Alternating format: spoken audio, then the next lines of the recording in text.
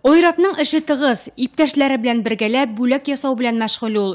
Өлкәннәр көнендә өлкәннәргә бүләк итәргә.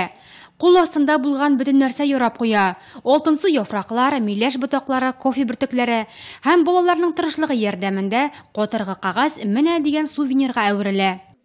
Я делаю подковку для пожилых людей.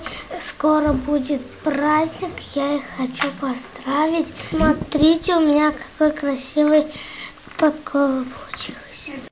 Ойратның гына түгел, гармония хезмәт күрсәтү үзәгендә эшләүчеләрнең дә вакытлары тыгыз. 1 октябрь халыкара өлкәннәр көне, аларның котлар кешеләре байтак. Иганәчеләр бүләк иткән китаплар, чәчәк бәйләмнәре, чәй янына тәм-томнар алып, үзләрендә исәптә торучы өлкәннәрне котларга юл алдылар. Аларга бүләген алып, Ойрат белән Рузилә дә ярды.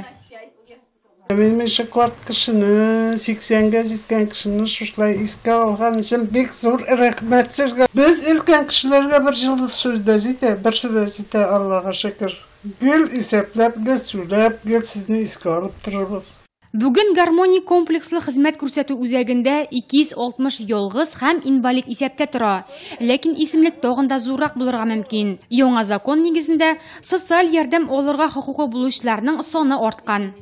Если раньше на надомное социальное обслуживание мы... Әгәр элек без ялгыз яшәүче өлкәннәргә һәм инвалидларга гына хезмәт күрсәтсәк, яңа закон буенча травма алган яисә авыру булган 18 яшьтән өлкәнрәкләрне дә карыйбыз. Шулай ук мохтаҗ дип табылган 55 яшьтән өлкән хатын-кызларга һәм 60 яшьтән өлкән ир-егетләргә хезмәт күрсәтәбез. Яңа закон нигезендә гаиләдә хәрәкәтләнә алмаучы яисә үзен карарга мөмкинлеге булмаучы бала бар икән, аны да без социаль исәпкә куябыз. Өлкәннәр котлауларны шатланып кабул итте. Күпләр күз яше белән рәхмәт укыды.